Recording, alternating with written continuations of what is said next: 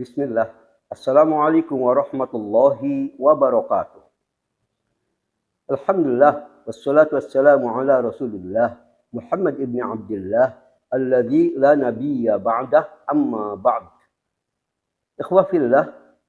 Semoga kita semua selalu dalam keadaan baik. Amin. Dalam kajian silsilah kurban dan Idul Adha bagian ketiga, Ana ingin mengupas 4 persoalan sangat penting yang perlu diketahui oleh kita semua. Karena masalah yang Ana akan sampaikan ini seringkali menjadi pertanyaan buat sebagian besar di kalangan, khususnya mereka yang akan berkurban. Pertama adalah, apakah boleh berkurban dengan niat khusus untuk orang yang telah wafat? Misal, kita punya orang tua kita telah wafat. Bolehkah kalau saya berkurban khusus atas nama untuk orang tua kita yang telah wafat? Kajian kedua, bagaimana kalau ada orang yang sebelum wafatnya dia wasiat, kalau aku mati nanti tolong berkurbanlah atas nama atau untukku. Apakah wasiat ini harus dijalankan? Yang ketiga, benarkah orang yang berkurban dan keluarganya tidak boleh ikut memakan sebagian dari hewan kurbannya tersebut?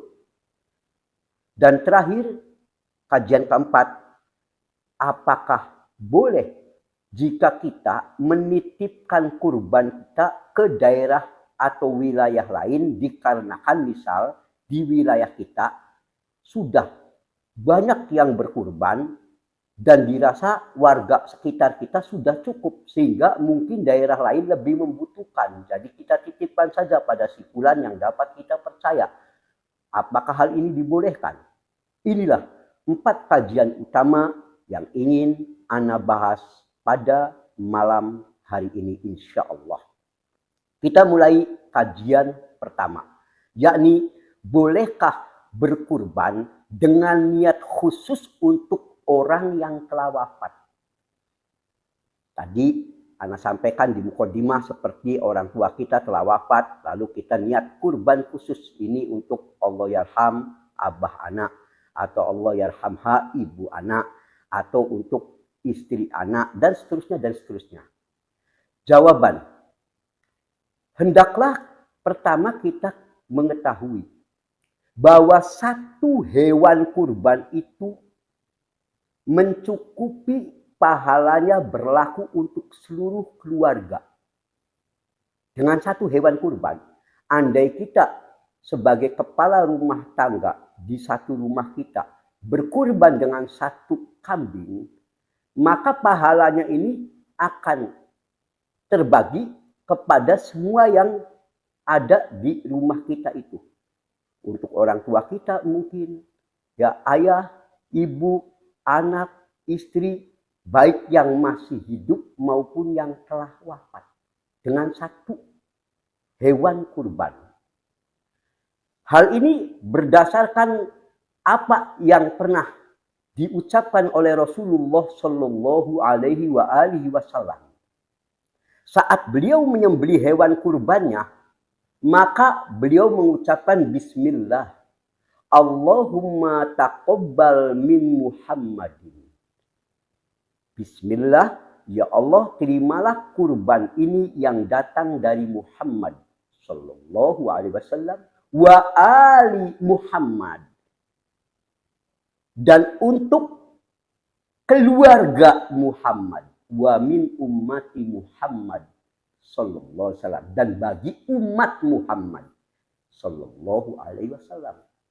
Dari hadis sahih yang diriwayatkan oleh Imam Muslim 1967 ini, kita tahu bahwa saat Nabi itu berkurban, maka beliau kurban ini meniatkan dengan satu hewan kurbannya itu untuk diri beliau, taqabbal minni, untukku, juga untuk keluarganya, bahkan untuk umatnya.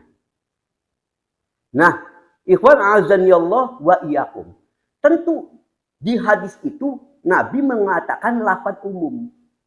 Wa min ahli atau wa min ali Muhammad, keluarga Muhammad sallallahu alaihi wasallam. Berarti ini mencakup keluarga yang masih hidup maupun yang telah wafat, sebab Nabi tidak membeda-bedakan. Berarti ini mencakup umum. Lafaz umum dalam kaidah usul itu dikatakan lafaz umum harus ditafsirkan secara umum kalau tidak ada yang mentaksis. Makanya dari hadis ini dapat disimpulkan satu hewan itu mencukupi pahalanya bagi orang yang berkurban dan bagi keluarganya, baik keluarga yang masih hidup maupun yang telah wafat. Hal ini sebagaimana ditandaskan oleh Imam Al-Khattabi rahimahullah, di mana saat beliau menjelaskan hadis di atas, beliau mengatakan wa fi qaulihi, dan dalam hadis tadi, yaitu saat Nabi menyembelih hewan kurbannya, beliau mengatakan taqabbal min Muhammad wa ali Muhammad wa min ummati Muhammad. Ya Allah, terimalah hewan kurban yang datang dariku ini, ya, dan untuk keluargaku serta umatku. Maka dalilun annasyata, menjadi suatu dalil bahwa satu ekor kambing, syatal wahidah, satu ekor kambing, tujzi anir rojuli, cukup untuk seseorang yang berkorban tadi, wa ahlihi, dan untuk keluarganya, wa in kasaru, sekalipun keluarganya itu banyak. Ya, di situ keluarganya anaknya ada, misalkan anaknya 15, ya istrinya 3, misal kata, ya ada ibunya, ada mertua dan sebagainya, keluarga dia lah. Walaupun banyak, mencakup di situ. Lihat Ma'alimus Sunan juz 2 halaman 288. Maka diniatkannya, kalaupun kita niat ini bahwa kurban ini untuk orang yang telah wafat, itu sekedar penyerta, bukan kurban khusus untuk orang yang telah wafat, tidak. Sebab secara otomatis kapanpun Anda berkurban, maka pahala itu secara otomatis dari keterangan tadi berlaku buat Anda yang berkurban dan buat keluarga Anda semuanya, baik keluarga Anda yang masih hidup maupun yang telah wafat, terbawa semua otomatis. Ibaratnya built-in, dengan sendirinya masuk. Ya, adapun menyembelih hewan kurban dengan niat khusus untuk orang yang telah wafat tadi, bahkan hal ini tidak termasuk sunnah. Bukan sunnah. Kita sengaja-sengaja di samping menyembelih hewan kurban, satu untuk keluarga kita yang masih hidup, lalu kita nyembelih lagi satu lagi misalkan. Ini khusus untuk abah kita yang telah wafat atau umi kita yang telah wafat. Ini tidak termasuk sunnah. Mengapa? Ada beberapa alasan. Ya, di antaranya alasan yang paling kuat, kita tahu bahwa saat Nabi kita Shallallahu Alaihi Wasallam masih hidup, beberapa istri beliau itu ada yang wafat duluan, juga anak-anaknya, bahkan kerabat beliau juga sudah ada yang wafat duluan, nabinya masih hidup. Namun belum pernah ada satupun keterangan bahwa Nabi menyembelih hewan kurban dengan niat misal untuk istrinya yang telah wafat, seperti untuk Khadijah radhiyallahu anha. Kita tahu Khadijah radhiyallahu anha, istri beliau yang paling beliau sayangi, wafatnya lebih duluan. Andai kata ini sunnah, pasti akan lebih cepat dulu Nabi berkurban khusus untuk istrinya yang telah wafat, di samping beliau kurban sendiri. Tapi buktinya, baik pada saat anak yang disayanginya wafat duluan, istri-istri beliau beberapanya wafat duluan, beliau tidak pernah menyembelih hewan kurban dengan niat khusus untuk orang yang telah wafat. Ini menunjukkan perkara ini bukan termasuk sunnah. Makanya Syekh Al-Utsaimin rahimahullah, saat ditanya hal udhiyah masyru'ah anil amwat au anil ahya. Berkurban itu, wahai Syekh, disyariatkan untuk orang yang telah mati atau dari yang masih hidup. Ya. Maka beliau menjawab, masyru'ah anil ahya. Berkurban itu disyariatkan dari orang yang masih hidup. Ya, dari orang yang masih hidup. Mana buktinya? Illam yarid alin Nabi sallallahu alaihi wasallam wala ali sahabah fi ma'alam annahum dhahu anil amwat istiqlalan. Ini dibuktikan tidak pernah ada satupun riwayat dari Nabi SAW maupun para sahabat yang lain radhiyallahu anhum ajmain sepanjang yang saya ketahui, kata Syekh Al-Utsaimin rahimahullah, yang dimana mereka ini misal pernah berkurban atas nama orang yang telah wafat, niat khusus untuk orang yang wafat satu saja. Apakah pernah Nabi wafat yang berkurban untuk istrinya yang telah wafat duluan, untuk anaknya yang telah wafat, atau sahabat Abu Bakar, Umar, Utsman, Ali radhiyallahu anhu? Pernah kita mendengar mereka berkurban untuk kerabat-kerabat mereka yang telah dahulu wafat, kurban khusus untuk orang yang telah wafat? Maka kita lanjutkan lagi perkataan Syekh Al-Utsaimin. Fa inna Rasulullah sallallahu alaihi wasallam mat lahu aulad min banin au banat fi hayati. Sesungguhnya Rasulullah sallallahu alaihi wasallam telah ditinggal wafat lebih dahulu oleh anak-anaknya, baik anak laki-laki maupun anak perempuan. Wa matalahu zaujat wa aqarib yuhibbuhum.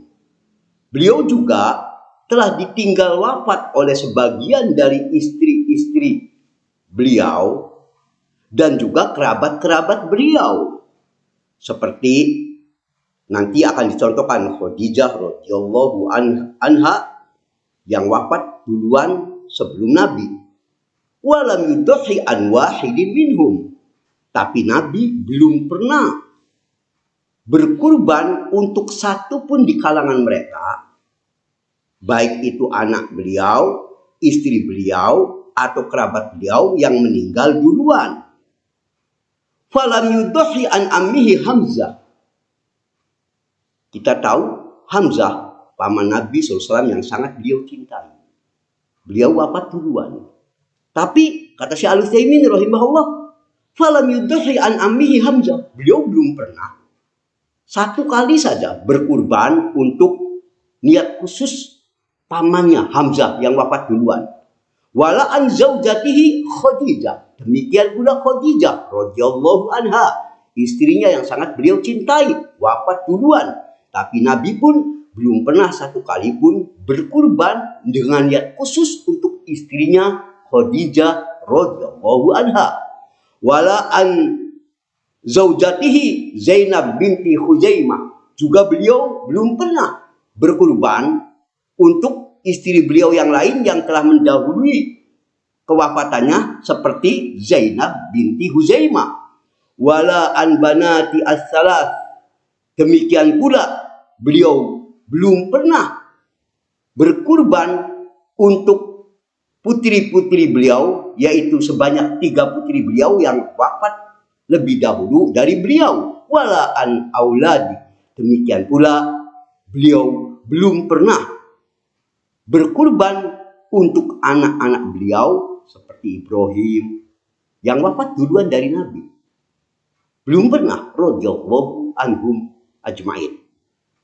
Walau kana hadza minal umuril masyru'ah. Masih kata Syekh Al-Utsaimin rahimahullah, andai saja hal ini, yang dimaksud hal ini berkurban dengan niat khusus untuk orang yang telah wafat ini disyariatkan, la bayyanahu Rasul sallallahu alaihi wasallam fi sunnatihi qaulan au fi'lan.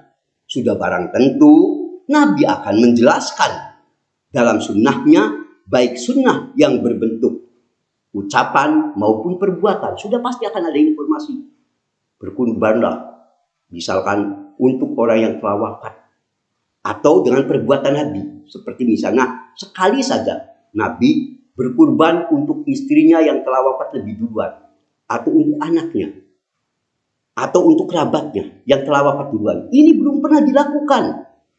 Maka kata Syekh Al-Utsaimin rahimahullah selanjutnya, wa innama yudhil insan anhu wa an ahli baiti, dan karenanya hendaklah seseorang itu berkurban untuk dirinya dan keluarganya tanpa perlu mengkhususkan kurban dengan niat orang yang telah wafat.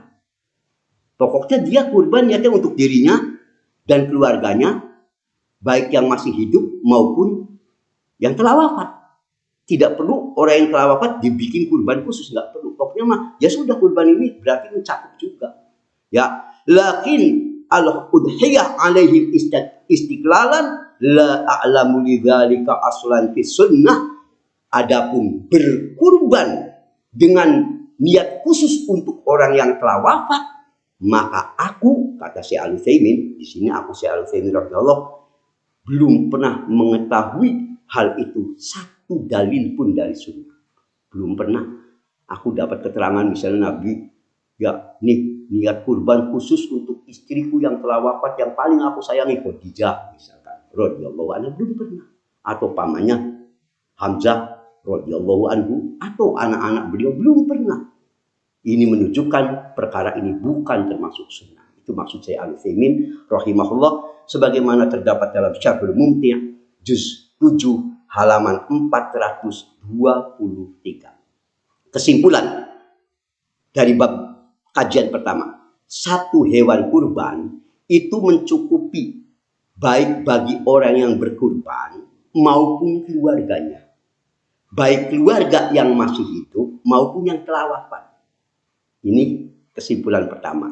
Yang kedua, adapun berkurban dengan mengkhususkan kurbannya untuk orang yang telah wafat, ya baik itu untuk orang tuanya, untuk anaknya yang mungkin telah wafat duluan, atau suami ke istri, atau istri yang kepada suami yang telah wafat duluan, maka semua ini tidak ada tuntunannya dari sunnah Nabi SAW maupun dari para sahabatnya ridwanullah alaihim ajmain. Karena itu hendaklah perkara ini dijauhi.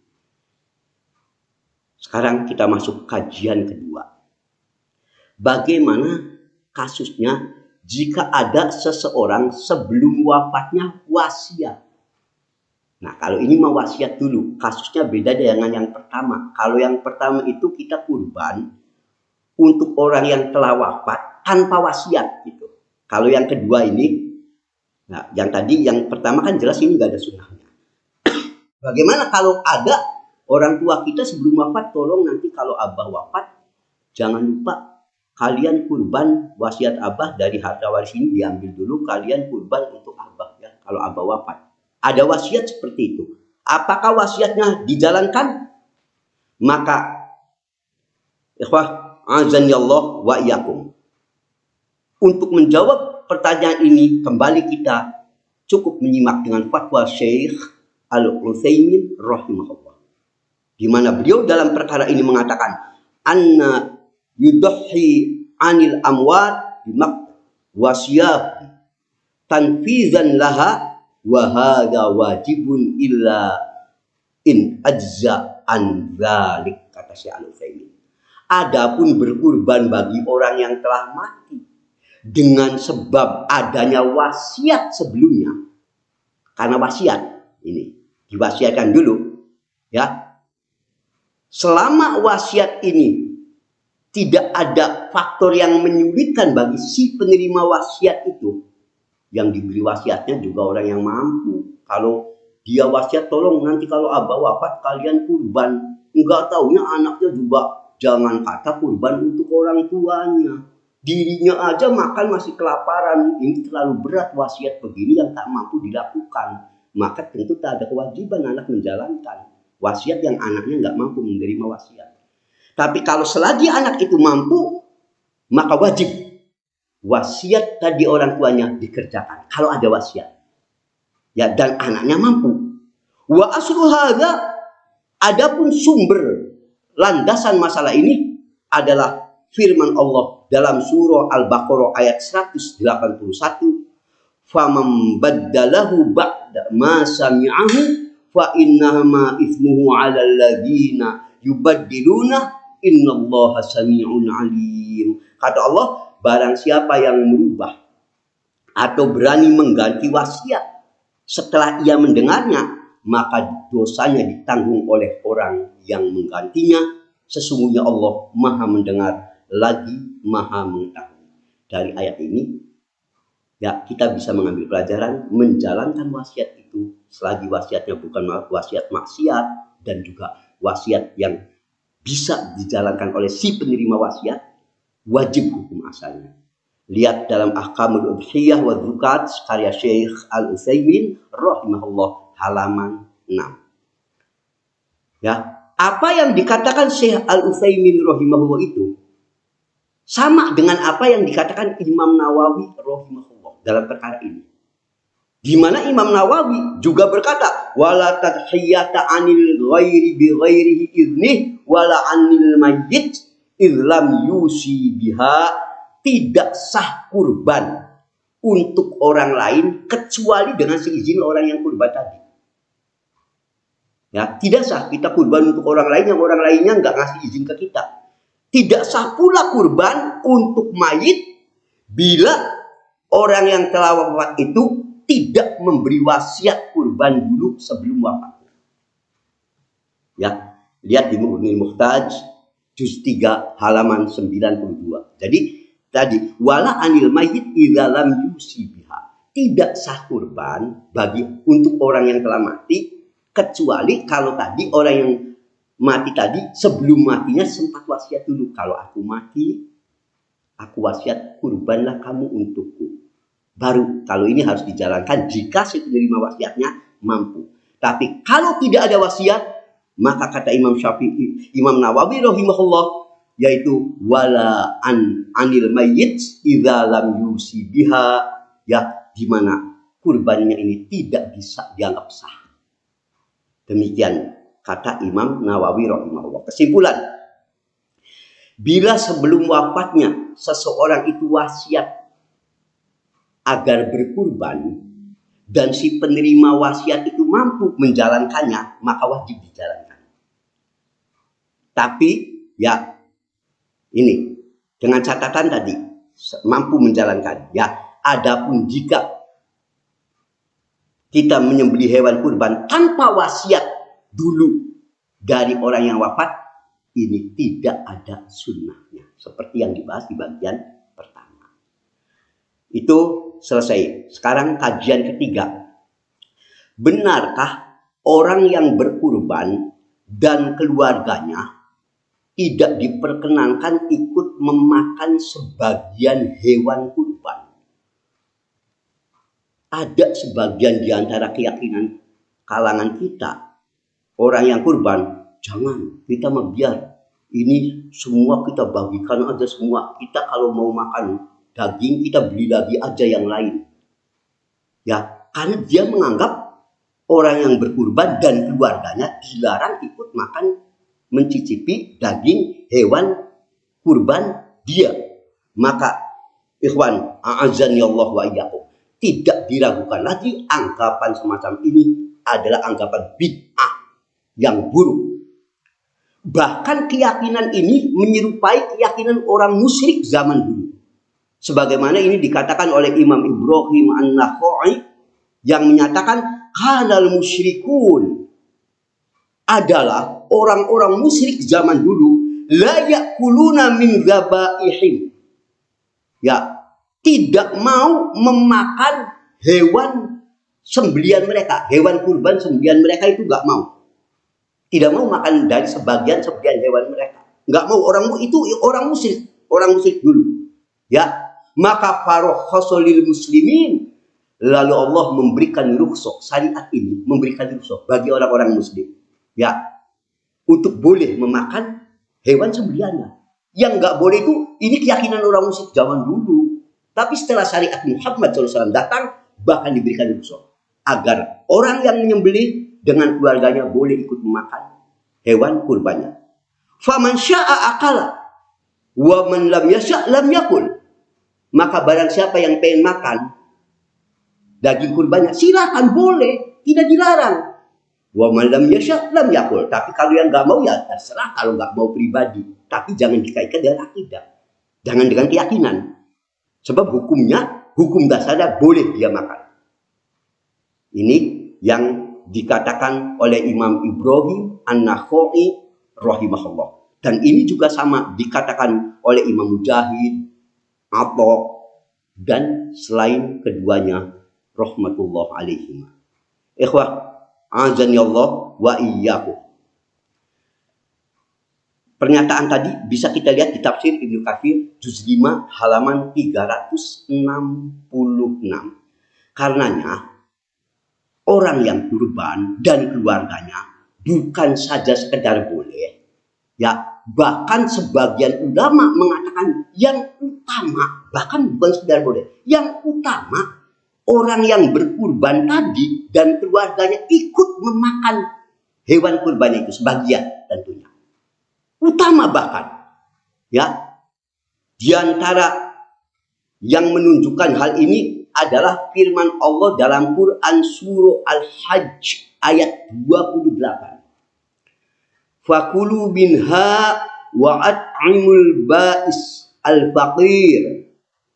Ketika Allah bicara tentang kurban, maka Allah berfirman apa? Fakulu minha. Makanlah dari sebagian hewan kurban kamu. Silakan kalian dengan keluarga kalian makan. Bahkan di sini Allah memberitakan, makanlah oleh kamu. Lalu apa? Wa at'imul ba'is al-faqir. Dan berikan sebagiannya kepada orang fakir yang sangat membutuhkan. Atas dasar ini bahkan ada sebagian ulama yang mengatakan, ya sampai ada orang yang berkurban itu bahkan wajib dengan keluarganya. Karena ini perintah, walaupun pendapat ini lemah. Yang benar bukan wajib, tapi disunnahkan. Maksimal kita katakan sunnah, orang yang berkurban dan keluarganya ikut makan dari hewan kurbannya. Terlalu jauh kalau dikatakan tidak boleh. Ini anggapan yang bid'ah, fatal, dan batil. Tidak dibenarkan pendapat yang semacam ini. Ikhwan, azani Allah wa iyyakum. Makanya Ibnu Katsir rahimahullah setelah mengutip ayat yang tadi saya bacakan, ya, Al-Hajj ayat 28, beliau mengatakan walladzi alaihi al-aktsarun annahu min babi rukhsah awil istihbab kama sabat. Perintah makan kurban ini, ya, makan daging kurban ini termasuk bab rukhsah, yaitu keringanan atau anjuran, seperti berdasarkan hadis apa? Anna Rasulullah SAW lamma naharu hajjah amaru min kulli badani bibad'atin fatubata. Ya, di sini katakan bahwa adalah Rasulullah SAW menyembelih hewan kurbannya. Lalu ia minta sebagian dari daging kurbannya itu untuk dimasak.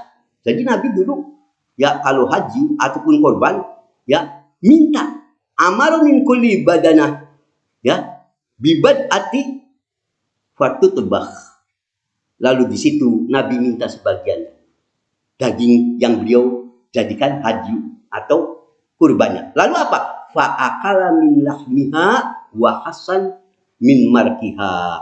Bahkan beliau lalu memakan daging kurbannya itu dan mencicipi kuahnya. Sahih Muslim 147. Dulu juga Nabi begitu.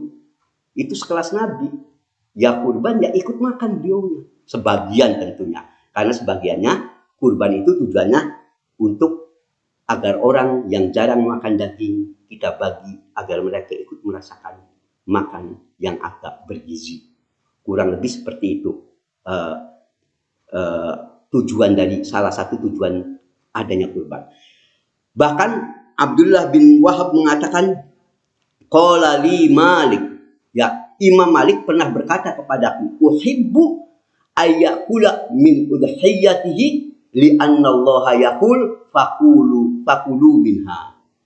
Imam Malik pernah ngomong padaku, aku suka agar manusia memakan sebagian dari hewan kurbannya. Mengapa Imam Malik punya pendapat begini?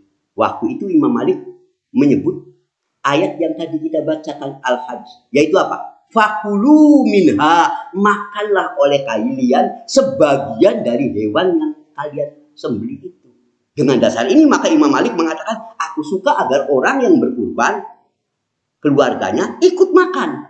Ya, ini pendapat yang disampaikan oleh Imam Malik juga. Lihat tafsir Ibnu Katsir juz 5 halaman 366.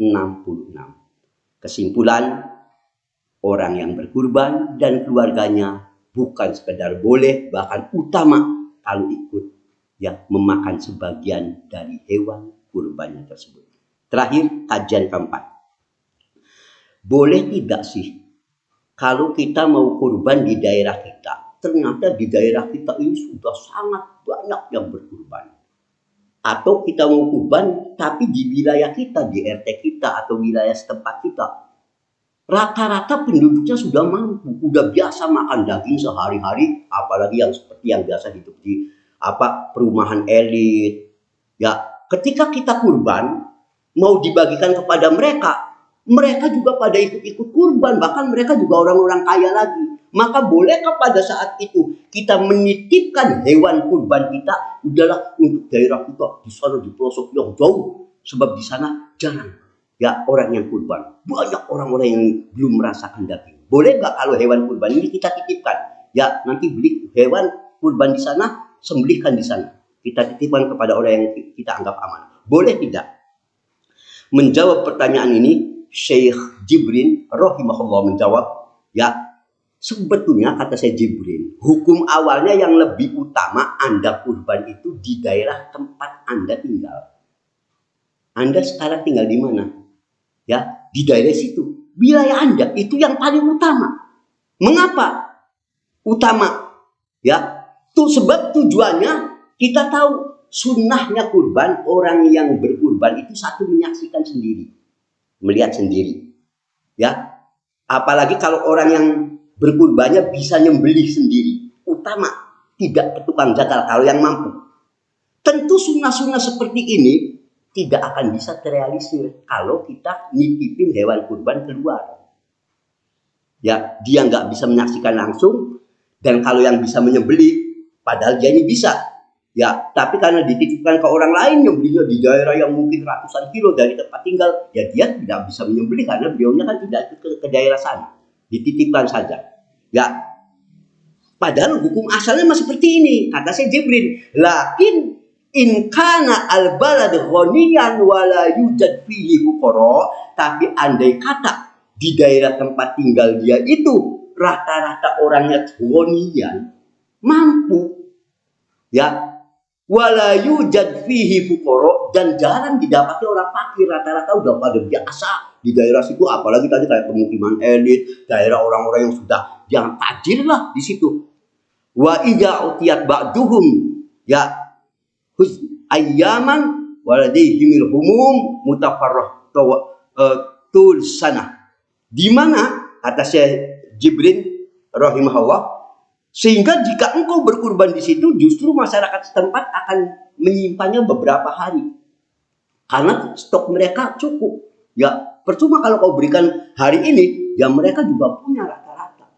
Karena mereka sudah biasa mengkonsumsi daging, ya diberikan ke mereka, ya mereka juga, bahkan mereka yang ikut kurban lah, ya apalagi. Ya, maka pada dalam kondisi itu,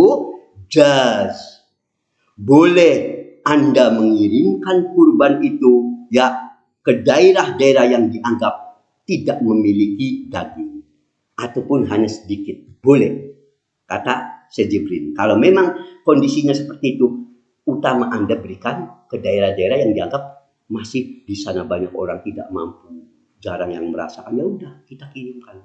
Kalau di daerah kita sendiri sudah dianggap cukup tercover secara umum. Demikian fatwa Syekh Jibrin dalam situs resmi beliau di nomor 1261. Kesimpulan, utamanya orang kurban itu di daerahnya sendiri saat dia tinggal. Tapi kalau di daerah sendiri dianggap secara umum sudah tercover, mencukupi, apalagi di daerah elit yang orang sudah biasa makan daging, dan mereka sudah punya stok daging, maka utama kalau kita mentransfer, menitipkan ya hewan kurban kita ini ya di wilayah lain yang dirasa sangat kurang akan hewan kurban, agar orang-orang yang tidak mampu bisa ikut merasakannya. Demikianlah 4 kajian utama yang ingin Ana sampaikan dalam kajian ini. Semoga bisa menjadi wawasan buat kita semua. Subhanakallahumma wa bihamdik. Asyhadu an la ilaha illa anta astaghfiruka wa atubu ilaik. Alhamdulillahirabbil alamin. Sallallahu alaihi Muhammadin. Assalamualaikum warahmatullahi wabarakatuh.